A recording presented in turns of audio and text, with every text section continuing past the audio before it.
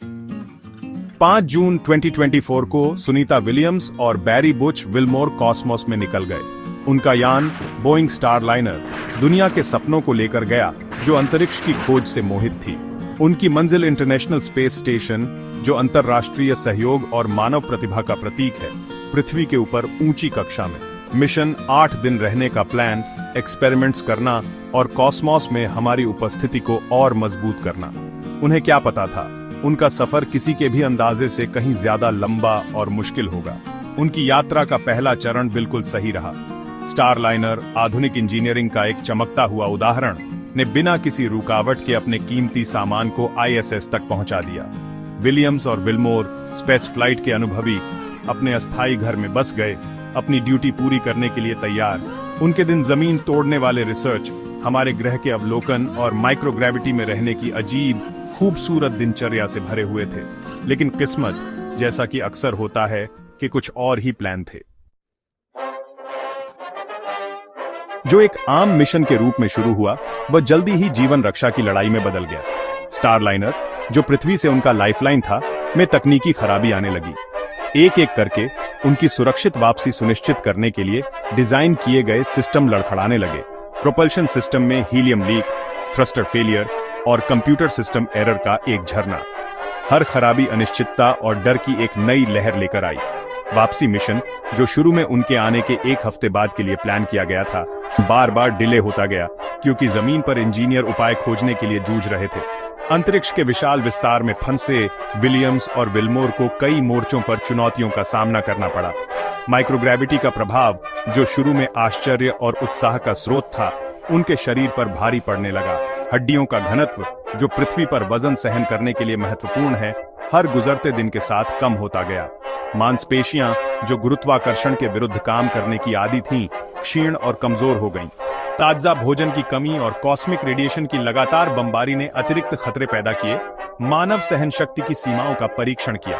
उन्होंने न केवल शारीरिक चुनौतियों से लड़ाई लड़ी, बल्कि अलगाव, कैद और इस ज्ञान के मनोवैज्ञानिक तनाव से भी लड़ा कि उनका जीवन पृथ्वी पर एक दूर की टीम की सफलता पर निर्भर करता है। जैसे जैसे महीने एक कष्टदायक प्रतीक्षा के खेल में बदलते गए, विलियम्स और विल्मोर पर एक गंभीर दृढ़ संकल्प छा गया।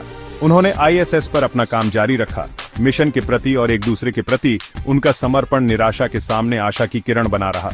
वे जानते थे कि निराशा के आगे घुटने टेक देना आत्मसमर्पण के समान होगा, और आत्मसमर्पण कोई विकल्प नहीं था। 286 लंबे दिनों के बाद आशा की एक छोटी सी किरण ने अंधेरे को भेद दिया। दिन रात अथक परिश्रम करने वाले इंजीनियरों ने आखिरकार एक समाधान तैयार किया।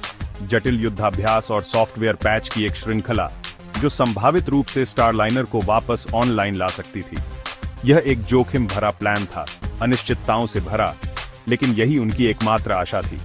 19 मार्च 2025 को दुनिया की सांसें थमी हुई थीं। विलियम्स और विल्मोर ने स्पेस स्टेशन को अलविदा कहा और आखिरी बार स्टारलाइनर में सवार हुए। वापसी यात्रा एक नाखून चबाने वाला कष्ट था, अंतरिक्ष यात्रियों के साहस और जमीन पर टीमों के अटूट समर्पण का प्रमाण। स्टारलाइनर अटलांटिक महासागर में सुरक्षित रूप से उतरा, उनके कष्टदायक परीक्षण के अंत का प्रतीक। लेकिन उनकी यात्रा अभी खत्म नहीं हुई थी। पृथ्वी पर वापस गुरुत्वाकर्षण अजीब लग रहा था। उनके शरीर कमजोर और भटका हुआ था। विलियम्स और विल्मोर ने नासा के ह्यूस्टन सेंटर में एक भीषण पुनर्वास कार्यक्रम शुरू किया। उनके शरीर और दिमाग पर अंतरिक्ष में उनके समय के निशान थे। मिशन, हालांकि खतरे से भरा था, मानव अन्वेषण की अदम्य भावना का प्रमाण साबित हुआ।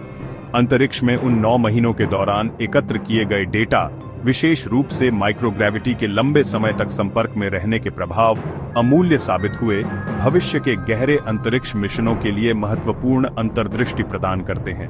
इससे भी महत्वपूर्ण बात यह है कि विलियम्स और विल्मोर द्वारा प्रदर्शित लचीलापन और अटूट साहस एक प्रेरणा के रूप में कार्य करता है। एक अनुस्मारक है कि मानव भावना ब्रह्मांड की तरह कोई सीमा नहीं जानती है।